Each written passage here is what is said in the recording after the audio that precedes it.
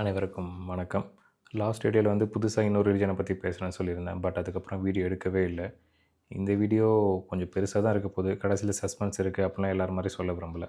Full வீடியோவே informative தான். கடைசி வரைக்கும் பார்த்தீங்கன்னா கொஞ்சம் சந்தோஷம். ஸோ வீடியோக்குள்ளே போகலாம். ஏன் இந்த ரிலிஜனை பற்றி பேச நினச்சுன்னா, ரீசெண்டாக கீழடி வீடியோ பற்றி பார்த்துட்டு இருந்தேன். அப்போ வந்து சென்ட்ரல் கவர்மெண்ட் வந்து இந்த ஸ்டாப் பண்ணணும் அப்படின்றத ட்ரை பண்ணுறாங்கன்னு. ஏன் இதை வந்து ஸ்டாப் பண்ணணும்? மேபி நம்ம லாங்குவேஜ் வந்து அந்த காலத்தில் நல்லா சிறந்து வாழ்ந்தாங்க அப்படின்றக்காக அதை ஸ்டாப் பண்ணணும் அப்படின்றக்க நினைக்கிறாங்க அப்படின்னு நினச்சேன். பட் அதை விட முக்கியமான ஒரு விஷயம் ரிலீஜன். கீழடியில் எடுத்து பார்த்தா அந்த டைமில் ரிலீஜன்ற ஒரு விஷயமே கிடையவே கிடையாது. இதுக்கு ஏன் சென்ட்ரல் கவர்மெண்ட் இதை ஸ்டாப் பண்ணாங்க? ஏன்னா ரிலீஜனை வச்சு தான் ஒரு பாலிடிக்ஸே பண்ணிகிட்டு இருக்காங்க. அப்போது ரிலீஜனே இல்லை அப்படின்ற பட்சத்தில் அவங்களுக்கு தான் அது பெரிய பிரச்சனையாகும். அதனால தான் கீழடியை ஸ்டாப் பண்ணணும் அப்படின்னு நினைக்கிறாங்க. அப்போ தான் தோணுச்சு, ரிலீஜன்ற ஒரு விஷயம் இல்லைனா கேஸ்ட்ன்ற ஒரு விஷயம் இருந்திருக்காதுல்ல அப்படின்றப்ப தேடி படித்து பார்த்தப்போ தெரிஞ்சு அந்த மாதிரி ஒரு விஷயமே இல்லை. மனுஸ்மிருதி அப்படின்ற புக்கில் தான் பிறப்பால்னு என்னவோ அதே தான் கடைசி வரைக்கும் அப்படின்ற ஒரு ஜாதி ஒரு விஷயம் எல்லாமே இருந்துச்சு. அப்போ மனுஸ்மிருதிக்கு முன்னாடி சங்கம் டைமில் எப்படி மக்கள் வந்து எப்படி கூட்டிருப்பாங்க அப்படின்னு தேடி பார்த்தப்போ தான் அப்போ வந்து எப்படி கூட்டிருக்காங்கன்னா அரசர், வணிகர், பறையர், வெள்ளாளர், குறவர் இந்த மாதிரி எல்லாமே இருந்திருக்கு. ஆனால் அது வந்து ஹைராக்கி கிடையாது. அது அவங்களோட தொழில். இதை அவங்களோட தொழிலுக்கு ஏற்ற மாதிரி ஒரு பேர் வச்சுருக்காங்க. இது அவங்க வேணும்னா அவங்க ப்ரொஃபஷனை கூட சேஞ்ச் பண்ணிக்கலாம். குறவர் குறத்திலாம் வச்சு நிறைய பாடல்களே இருக்குது. நம்ம ஸ்கூல்லேயே கூட படிச்சிருப்போம். அப்போ ரிலீஜன் அப்படின்ற ஒரு விஷயம் இல்லைனா அப்போ எதை கடவுளாக நினச்சி கொண்டிருப்பாங்க அப்படின்ட்டு யோசிச்சப்போ தான் அரவான் படத்தில் பார்த்துருந்தீங்கன்னா தெரியும். நடுக்கல் அப்படின்ற ஒரு விஷயம் இருக்கும். அதாச்சும் ஒரு போர் வீரராக இருந்திருப்பார். அவர் இறந்ததுக்கப்புறம் அவருக்கு ஒரு சிலையை ஒரு நடுக்கல் மாதிரி வச்சு அதை வழிபாடாக கும்பிட்டு அவங்க தொழிலுக்கு போவாங்க. ஸோ இப்படி தான் வழிபாடாக இருந்துச்சு. அப்போ தான் எனக்கு இன்னொரு விஷயமும் யோசிச்சு பார்த்தேன். அப்போது ஐயனார், கருப்புசாமி இவங்கெல்லாம் எப்படின்றப்ப பார்த்தா அவங்களும் ஒரு காலத்தில் வாரியராக தான் இருந்திருக்காங்க. அவங்களுக்கு ஒரு நடுக்கல் வச்சு அவங்கள ஒரு வீரராக கொண்டிருக்காங்க. கருப்புசாமி, ஐயனார், கொற்றவை, மதுரை வீரன் இந்த மாதிரி எல்லாருமே வந்து ஒரு வீரராக இருந்திருக்காங்க. அவங்களுக்கு ஒரு நடுக்கல் வச்சு வழிபாடாக கொண்டிருக்காங்க. கொற்றவைன்றது தான் பெண் கடவுள். அதுதான் ஃப்யூச்சரில் வந்து அப்படியே காளி, துர்கா அப்படின்ற மாதிரி மிக்ஸ் ஆகி மாறிடுச்சு. அந்த மாதிரி நிறைய பேர் மாறி இருக்குது. அதை பற்றி இன்னொரு வீடியோவில் நான் பேசலாம். இந்த ஐந்திணை அப்படின்ற மாதிரி நம்ம ஸ்கூலில் படிச்சிருப்போம். குறிஞ்சி, முல்லை, மருதம், நெய்தல், பாலை இது ஒவ்வொன்றுத்துக்கும் ஒவ்வொரு வழிபாடு அப்படின்னு ஒவ்வொரு கடவுள் அப்படின்ற மாதிரி அதையும் ஒரு இதாக கும்பிட்ருக்காங்க. அப்போ வந்து கோயில் எதுவுமே கிடையாது. எல்லாமே ஓப்பன் ஸ்பேஸில் ஒரு நடுக்கல் வச்சு கும்பிட்ருக்காங்க. ஸோ இப்படி தான் அந்த டைமில் கடவுள் வழிபாடு அப்படின்ற ஒரு விஷயம் இருந்திருக்கு. இதெல்லாம் இங்கே நடந்துகிட்ருக்கிறப்ப ஒரு 3000 பிசிக்கு முன்னாடி ஸ்டீஃபி வேலி, ஸ்டீஃபி புல்வெளி அப்படின்னு சொல்லுவாங்க. அங்கே இருக்கிற ஒரு group of people R1A DNA அந்த ஸ்ட்ரக்சரில் இருக்கிற குரூப் ஆஃப் மென் வந்து மைக்ரேட் ஆகிறாங்க. அவங்க வந்து இண்டோ யூரோப்பியன்ஸ் அப்படின்னு கூப்பிட்றாங்க. இதில் வந்து வெறும் மென் மட்டும்தான் வராங்க. உமன்ஸ் யாருமே மைக்ரேட் ஆகலை. வெறும் மென் மட்டும் குரூப் ஆஃப் மென் மட்டும் அங்கே வந்து கொஞ்சம் மைக்ரேட் ஆகி வராங்க. இவங்க தான் ஃபஸ்ட்டு ஹார்ஸை டொமஸ்டிகேட் பண்ணது. அதாச்சும் காமனர் எல்லோரும் ஒரு சாமானியன் கூட ஒரு ஹார்ஸை டொமஸ்டிகேட் பண்ணது இவங்க கல்ச்சரில் தான் ஃபஸ்ட்டு வந்துச்சு. அப்போ நம்ம ஊரில் அப்போ அந்த டைமில் என்ன நடந்திருக்குன்னு நினச்சா ஒரு சாமானியன் வந்து மாட்டு வண்டியோ இல்லை கழுது வண்டியோ அதில் தான் பயணம் செஞ்சுருப்பாங்க.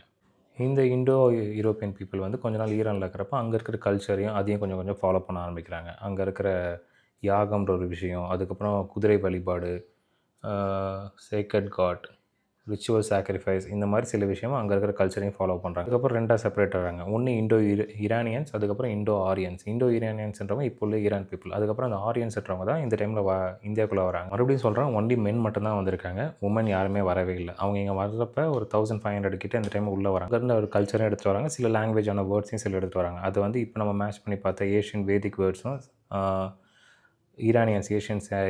ஈரானியன் வேர்ட்ஸ் அதுக்கும் பார்த்திங்கன்னா நிறைய சிமிலாரிட்டிஸ் இருக்கும். ஒரே மீனிங்கும் தரும். அந்த கல்ச்சர் எடுத்துகிட்டு வராங்க, கொஞ்சம் கொஞ்சம் லாங்குவேஜ் எடுத்து வராங்க. அதுக்கு முன்னாடி வரைக்கும் இந்தியாவில் வேறு ஸ்கிரிப்ட் இருந்திருக்கு. இவங்க வந்ததுக்கப்புறம் டோட்டலாக அந்த ஸ்கிரிப்டே சேஞ்ச் ஆகுது. அந்த குரூப் ஆஃப் மென் வந்து தாங்களை ஒரு ப்ரீஸ்ட் அப்படின்ற மாதிரி காட்டிக்கிறாங்க. அதுவும் இல்லாமல் வெள்ளை நிறம் அந்த டைமில் வந்து ஒரு பியூர் தானே, ஒயிட்னாலே பியூர் தானே. ஸோ அதை இப்படி இது பண்ணோடனே அவங்க மக்கள் எல்லாம் நம்ப ஆரம்பிச்சிட்டாங்க. அவங்க வந்துட்டு இங்கே இருக்க வந்து நாங்கள் யாகம் பண்ணுவோம், கடவுள்கிட்ட நாங்கள் பேசுவோம் அப்படின்ற மாதிரி ப்ரீஸ்ட் அப்படின்னு சொல்லி வாழ்ந்துட்டுருக்காங்க ஒரு 1000 வருஷத்துக்கிட்ட. அதனால தான் நீங்கள் எடுத்து பார்த்தாலுமே தெரியும், நார்த்தில் வந்து கலர் டிஃப்ரென்ஸ் வேறு மாதிரி இருக்கும், சவுத்துக்கும் டிஃப்ரென்ஸ் அதிகமாக இருக்கும். சவுத்தில் இருந்தாங்க, பட் ஆனால் கொஞ்சம் அளவு பீப்புள் மட்டும்தான் இங்கே வந்தாங்க நார்த்து கூட கம்பேர் பண்ணுறப்ப. ஒரு 1000 வருஷத்துக்கு கழிச்சு மனுஸ்மிருதி அப்படின்ற ஒரு புக்கு வருது. அதுதான் ஃபஸ்ட்டு வர்ணா சிஸ்டம் அப்படின்ற ஒரு விஷயம் எடுத்து வராங்க. அதில் தான் இந்த பிராமின்ஸ், கேஷ்யாஸ், வைஷ்யாஸ், சூத்ராஸ் இந்த 4 இதுவும் ஹைராக்கியும் எடுத்து வரதுக்கு அப்புறம் அன்டச்சபிள்ஸ் அப்படின்ற ஒரு விஷயமும் வருது. கிட்டத்தட்ட ஒரு 1000 வருஷத்துக்கிட்ட அங்கே இருக்கிறப்ப இது வந்து ரொம்ப மோசமாக அங்கே போய்கிட்டு இருக்குது. நார்த்தில் வந்து இப்போ நம்ம கூட வெளிநாட்டு மக்கள் அதாச்சும் நம்ம கூட வணிகம் செஞ்சுருப்பாங்கள்ல, அவங்க இங்கே உள்ளே வரப்போ நிறைய பேர் நோட் பண்ணி சொல்லியிருக்காங்க. நார்த்தில் வந்து அன்டச்சபிள் அதெல்லாம் ரொம்ப மோசமாக இருக்குது. இந்த கேஸ்ட் ஹைராக்கி அப்படின்ற ஒரு விஷயம் ரொம்ப மோசமாக இருக்குது. பட் சவுத்தில் அப்படி பார்த்தா அந்த மாதிரி எதுவுமே இல்லை அப்படின்றது நிறைய பேர் புக்ஸ்லேயே எழுதியிருக்காங்க. கேஸ்ட்ன்ற ஒரு விஷயம் நார்த்தில் அங்கே மோசமாக போய்கிட்டு இருந்தாலுமே நம்ம ஊர் கொஞ்சம் நல்லா தான் இருந்திருக்கு. அதுக்கப்புறம் தான் பல்லவா டைனாசிட்டி அப்படின்ற ஒரு விஷயம் வருது. அவங்க கூட ஒரு லார்ஜ் நம்பர் ஆஃப் பிராமின்ஸு உள்ளே வராங்க. அப்படி வரப்போ தான் ஃபஸ்ட்டு அக்ரகாரம் அப்படின்ற ஒரு விஷயம் ஸ்டார்ட் ஆகுது. அதே மாதிரி எண்டோகேமி அப்படின்ற ஒரு விஷயமும் ஸ்டார்ட் ஆகுது. எண்டோகேமினா இன்டர் கேஸ்ட் மேரேஜ் அப்படின்ற ஒரு விஷயம் வந்து இருக்கக்கூடாது. எல்லாமே அவங்க கேஸ்ட்டுக்குள்ளே தான் மேரேஜ் பண்ணணும் அப்படின்ற ஒரு விஷயமும் இங்கே வருது. இதுக்கு முன்னாடி நம்ம வந்து ஓப்பன் ஸ்பேஸில் வந்து கடவுள் வழிபாடு கும்பிட்டு இருந்தப்போ பல்லவ டைனாசிட்டி அவங்க உள்ளே வரப்போ தான் இந்த கோயில் வச்சு கல்லை எழுப்பி கோயில் கும்பிட்றது அப்படின்ற ஒரு விஷயத்தை எடுத்துகிட்டு வராங்க. அதுக்கப்புறம் நமக்கே தெரியும் எப்படி கோயில் நிறைய கட்டியிருக்காங்கன்றது. அதுக்கப்புறம் சோழ டைனாசிட்டியில் வந்துட்டு டேக்ஸ் அட்மினிஸ்ட்ரேஷன் இல்லை கோயில் நிர்வாகம் அப்படின்ற மாதிரி அந்த மாதிரி பொறுப்புகள் அவங்க கிட்ட தராங்க பிராமின்ஸ் கிட்ட. அதுக்கேற்ற மாதிரி ஒரு கோயிலில் பார்த்தீங்கன்னா ஒரு அட்மினிஸ்ட்ரேட்டர் இருக்கணும், கீழே வேலை செய்கிறவங்க, அந்த மாதிரி ஒவ்வொரு இருக்கிறப்ப ஹைராக்கின்ற ஒரு விஷயம் அங்கே ஃபார்ம் ஆகுது. உங்களோட மொழியில் வந்து கடவுள் வழிபாடு இது பண்ணுறது அதெல்லாம் லவ் பண்ணாங்க. அதுக்கப்புறம் லேண்டு கொடுத்துருக்காங்க. அந்த மாதிரி சோழ டைனஸ்டியில் நடந்திருக்கு. ஸோ இப்போயே கொஞ்சம் கொஞ்சம் இந்த கேஸ்ட்ன்ற ஒரு விஷயம் வந்திருக்கு. பட் ஆனால் அந்த அளவுக்கு இல்லை. விஜயநகர எம்பையர் நெக்ஸ்ட் அவங்க நம்மளை ரூல் பண்ண வராங்க. அவங்க வரப்போ தான் இந்த அன்டச்சபிலிட்டி அப்படின்ற ஒரு விஷயமும் எடுத்துகிட்டு வராங்க. அது அப்போ தான் ரொம்ப ஸ்ட்ராங்காகவும் ஆகுது, ரிஜிடாக ஃபார்ம் ஆகுது. ஸோ அதுக்கப்புறம் வந்து பிறப்பால் என்னவோ அதுதான் உன்னோட இதுவே, அதுதான் உன்னோட கேஸ்ட் அப்படின்ற ஒரு விஷயமும் குத்துறாங்க. வார்னா சிஸ்டம் எல்லாமே உள்ளே எடுத்துகிட்டு வராங்க. அதுக்கப்புறம் தான் பிரிட்டிஷ் எம்பையர் அவங்க வந்தாங்க. பிரிட்டிஷ் வரதுக்கு முன்னாடி வரைக்குமே ஒரு வில்லேஜுக்கும் இன்னொரு வில்லேஜுக்கும் கேஸ்ட்ன்ற ஒரு விஷயம் மாறும். இங்கே இருக்கிற ஒரு கேஸ்ட் அங்கே வேறு இங்கே கீழே இருக்கிறது அங்கே மேலே கூட இருக்கலாம். அதே மாதிரி பீப்புளும் சில பேர் வந்து அவங்க ஊரை விட்டு ஊர் மாறி போய் அங்கே போய் தங்களோட ஜாதியை வேறு அப்படின்னு கூட சொல்லி அங்கே போய் வாழ்ந்துட்டு இருந்தாங்க. பட் பிரிட்டிஷ் வந்ததுக்கப்புறம் சென்செக்ஸ்ன்ற ஒரு விஷயம் எடுத்து வராங்க 1871 அந்த டைமில். அதுக்கப்புறம் நீங்கள் என்னவோ அதுதான் உன்னோட ஜாதி என்ன எல்லாமே அவங்க வந்து ஒரு டாக்குமெண்டேஷனாக ஃபார்ம் பண்ணுறாங்க. ஸோ அதனால் அதுக்கப்புறம் கேஸ்ட்ன்ற ஒரு விஷயம் மாற்றவே முடியாது. அந்த டைமில் தான் தனியாக ஒரு கிணறு, அவங்களுக்குன்னு ஒரு தெரு, அப்புறம் செருப்பு போடக்கூடாது, மேலே சட்டை போடக்கூடாது அப்படின்ற எல்லா விஷயமே ரொம்ப ஸ்ட்ரிக்டாக ஃபாலோ பண்ணுறாங்க. இது வந்து தந்தை பாளையா புக்கில் வந்து கிளியராக மென்ஷன் பண்ணியிருப்பாங்க. எப்படின்னா கீழ் ஜாதியில் இருக்கிறவங்களோட மூச்சு காற்று கூட பிராமின்ஸ் மேலே படக்கூடாது. அந்த மாதிரி தான் என்டையர் ஊரோட ஸ்ட்ரக்சரே ஃபார்ம் ஆகிருக்கும் அப்படின்ற ஒரு விஷயம் அதில் மென்ஷன் பண்ணியிருப்பாங்க. பிரிட்டிஷ் இந்த சென்செக்ஷன் அப்படி ஒரு விஷயம் எடுத்து வரப்போ அவங்களுக்கு வந்து நம்ம ஊர் கல்ச்சர் எதுவுமே புரியவே இல்லை. அவங்க வந்து அவங்களோட வெஸ்டர்ன் கல்ச்சருக்கு ஏற்ற மாதிரி லோயர் டு ஹையர், பிராமின்ஸ், நான் பிராமின்ஸ் அப்படின்னு சொல்லி பிரிச்சிருக்காங்க. இதில் வந்து நார்மலாக ஒருத்தன் பூஜை பண்ணி இது பண்ணுறவனையும் ஹிந்துன்னு கூப்பிட்ருக்காங்க. கீழே கிடா வந்து சாப்பிட்றவனையும் ஹிந்துன்னு சொல்லி கூப்பிட்டாங்க. இது அவங்க வந்து ஒரு கேஸ்ட் ஸ்ட்ரக்சரையும் கொடுத்துட்டாங்க. லோயர், ஹையர் அப்படின்ற மாதிரி தனித்தனியாக பிரிக்கவும் ஆரம்பிச்சிட்டாங்க. இப்போ பிரிட்டிஷ் நம்மளை ரூல் பண்ணி அவங்களே நம்மளை விட்டுட்டு போயிட்டாங்க. பட் இன்னுமே அந்த கேஸ்ட்டு, ரிலீஜன் எல்லாமே நம்ம ஃபாலோ பண்ணிட்டு தான் இருக்கோம். அதே மாதிரி நம்மளோட பெரிய தப்பு என்ன, சங்கம் டைமில் சொல்கிறேன், ஒரு ராமாயணம், மகாபாரதம் அந்த மாதிரி ஒரு பெரிய கதை, காப்பியம் அந்த மாதிரி நம்மக்கிட்ட இல்லை. மோஸ்ட்லி நம்ம பாடல்கள் அதுக்கு தான் நம்ம ரொம்ப கான்சன்ட்ரேட் பண்ணியிருக்கோம். அப்படி பார்த்தப்ப தான் கர்ணன் மூவி சின்ன வயசில் பார்த்துருக்கேன். பட் இப்போ ரீசெண்டாக பார்த்தப்ப தான் சத்திரன் இல்லை, நீ வந்துட்டு போட்டியிட முடியாது அப்படின்ற ஒரு விஷயம் சொல்கிறப்ப தான் எனக்கு ஸ்ட்ரைக் ஆச்சு. அப்போ இது எழுதுனதும் அவங்களா அப்படின்னு பார்த்தா, ஆமாம் அதுவும் அவங்க தான்.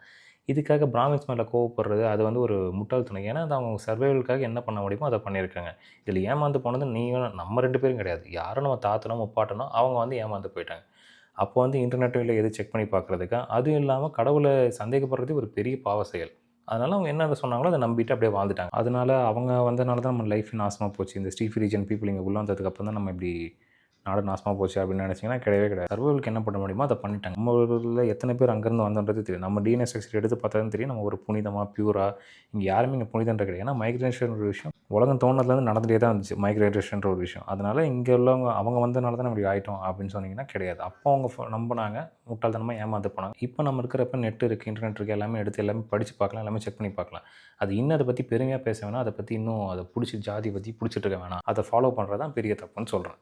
என்னை பொறுத்த வரைக்கும் ஜாதின்ற ஒரு விஷயமே தப்பு தான். ஏன்னா ஒரு மக்கள் வந்து இப்போ 5 நிலையில் இருக்கிற ஒரு மக்கள் வந்து ஒரு குரூப் ஆஃப் பீப்புளை கடவுளை கும்பிடுவாங்க, இன்னொரு கடவுளை கும்பிடுவாங்க. அதே மாதிரி ஒரு ஊரில் ஒரு கடவுளை கும்பிட்றப்ப இன்னொரு ஊர்லேயும் ஒரு கடவுள் கும்பிட்றாங்க. அவங்க தொழிலுக்கு ஏற்ற கடவுளை கும்பிட்றாங்க.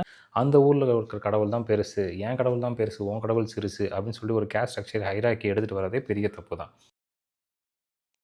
ஒரு ஸ்கூல் பையன் இன்னொரு சட்டை கிழிஞ்ச பையனை வந்து கலாய்ச்சா தப்புன்னு நம்ம சொல்கிறோம். இல்லை அவன் கிழிஞ்ச சட்டை வச்சு நம்ம அசிங்கமாக பேசக்கூடாது, அது வந்து அவனுக்கு கஷ்டமாக இருக்கும், உனக்கு சட்டை இருக்குன்றக்காக அவன்கிட்ட இப்படி பேசாத அப்படின்ற மாதிரி நம்ம சொல்கிறோம்.